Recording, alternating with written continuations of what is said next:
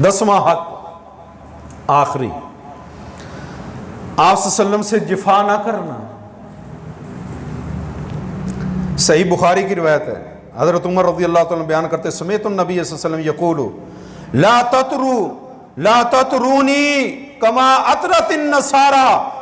ابن مریم، مجھے اس طرح میری شان میں، میرے مقام میں، میری ذات میں اتنا غلب نہ کر دینا جس طرح کہ عیسائیوں نے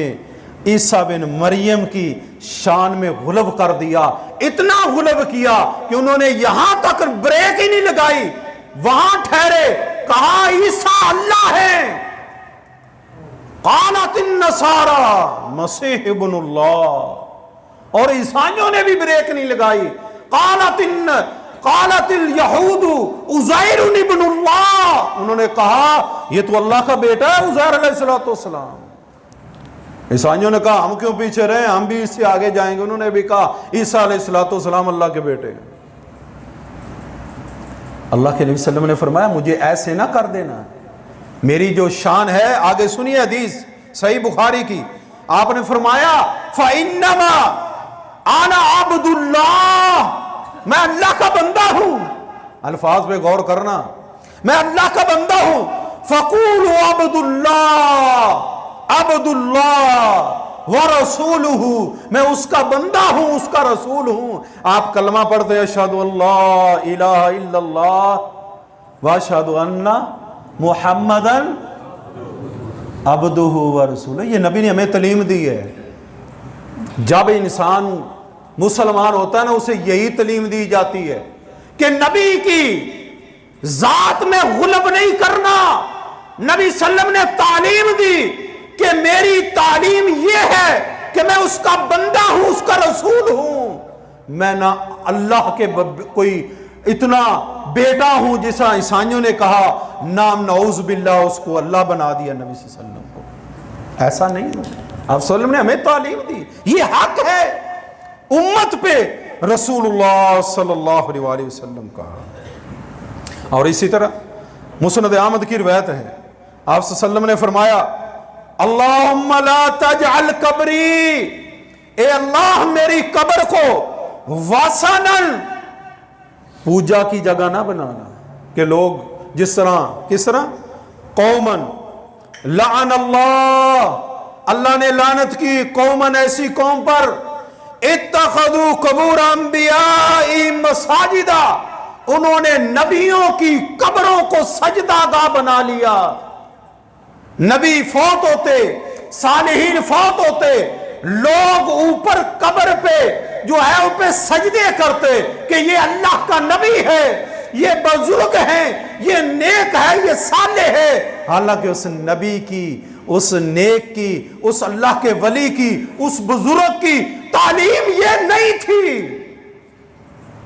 اس کی تعلیم نہیں ہے۔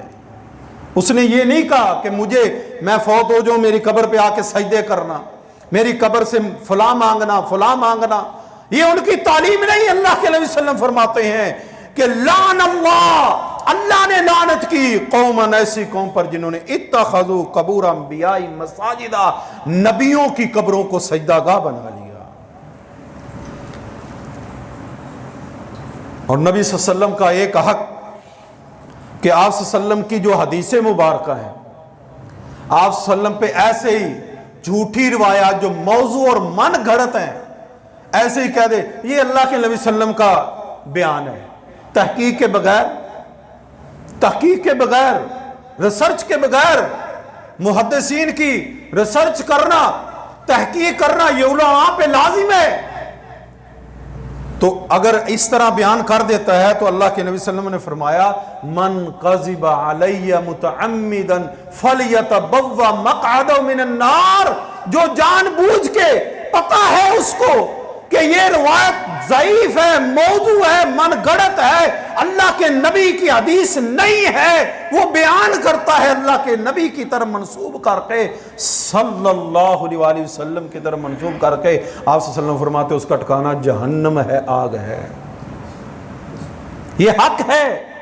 یہ اللہ کے نبی صلی اللہ علیہ وسلم کا امت پہ کہ کوئی ایسی بات نہ کی جائے، کمزور کہ جس پہ نبی صلی اللہ علیہ وسلم پہ جھوٹ باندھا جائے. یہ حق ہے. ہمارے تو جو بھی آتا ہے، جو بھی قصہ کہانی آتی ہم بیان کر دیتے، چلو جی جان چھوٹی، بلے بلے ہونی چاہیے، بس واہ جی واہ کمال ہوگی، وہ تو اتنا انسا گئے، وہ فلاں کر گئے، وہ ڈھینگ کر گئے. نہیں، یہ مقصد نہیں ہے، یہ حق ہے. حق، اس کا جواب دینا پڑے گا تمہیں. اور اس کے بعد صحیح ابو داؤد کی روایت ہے، آپ صلی اللہ علیہ وسلم نے فرمایا وَإِنَّهُ سَيَكُونُ فِي أُمَّتِ كَذَّابُونَ ثَلَاثُونَ كُلُّهُمْ يَزْعَمُ أَنَّهُمْ نَبِيٌّ، کہ ایسے لوگ آئیں گے میری امت میں، کذاب، 30 کذاب آئیں گے جھوٹے، جو نبوت کا دعویٰ کریں گے، کیا کہ میں نبی ہوں، میں نبی ہوں. آپ صلی اللہ علیہ وسلم نے فرمایا میرا حق امت پہ یہ بھی ہے کہ وہ کیا کرے، انہ نبی و آنا خاتم النبیین لا نبی بعدی. میرا یہ قول، میرا یہ جو ہے میری بات، یہ میری حدیث ہر میرا امتی اپنے پلے باندھ لے کہ میرے بعد کوئی نبی نہیں، میں آخری نبی ہوں. انا خاتم النبیین لا نبی بعدی. یہ بھی نبی صلی اللہ علیہ وسلم کا حق ہے ہم پہ، امت پہ، کہ ہمارا ایمان کہ آخری نبی حضرت محمد صلی اللہ علیہ وسلم ہے، اس کے بعد کوئی نبی نہیں. اور آخری بات اللہ تعالیٰ قرآن مجید فرقان حمید میں ارشاد فرماتے ہیں اِنَّا کَفَيْنَاكَ الْمُسْتَهْزِئِينَ،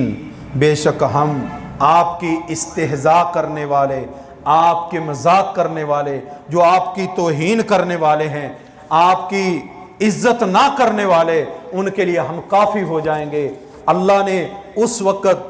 اپنے نبی کی دفاع، جب مسلمان نہیں تھے، آپ کے سپورٹر نہیں تھے، آپ کی ہر مقام پہ آپ صلی اللہ علیہ وسلم کا دفاع کیا. اب ہم پہ لازم ہے،